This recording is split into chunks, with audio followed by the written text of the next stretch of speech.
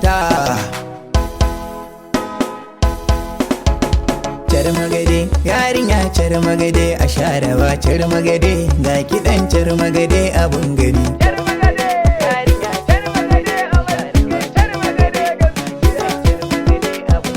Charmagade, yarinya Charmagade, a sharawa Charmagade, ga kiɗan Charmagade abun gani.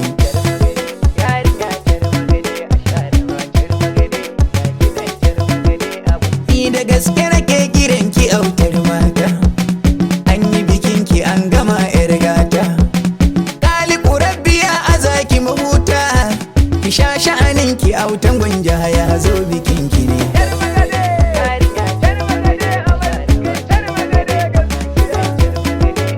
Ya amarya lokacin ki kenan yanzu, bikin nan naki babu zancen kanzo.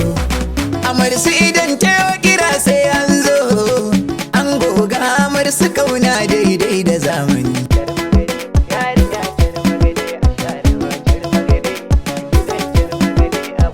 Amarya yanzu kin sani kin girma, kin buge masu hassada sun suma. Kama da zancen kurma, ciwon so amarsu kin san dai bai da magani.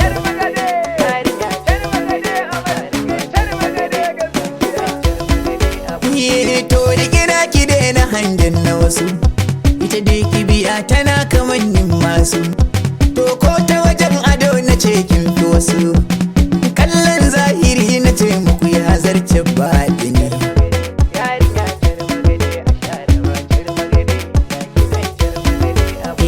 Ta kalo amarsu babban mata, kin san kin yi wa kawaye rata. Gundaraja anan tufa tafi gauta, takarwa cikin mutane sun san ki tuntuni.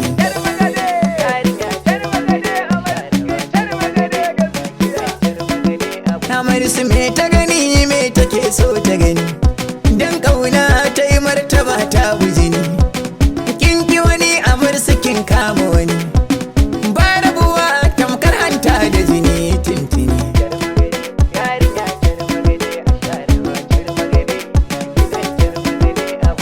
Ta kauna ta yi ginshigi ta yi faɗi, za a dasa ta babu zancen kuɗi. Amarya kyale zantikar yan kauɗi, zani bikinki yanzu ga jirgi za ya je da ni.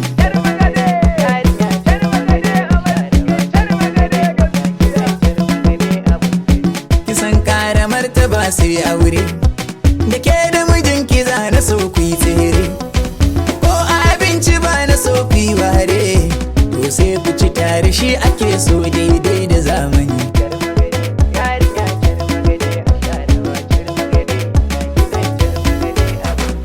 Ki ji amarsu in miji ya dawo, ki ta farin ciki kina kai kawo. Aure ne abin nufi ya jawo, banda nuku-nuku idan ɗai ya zo da sha'ani.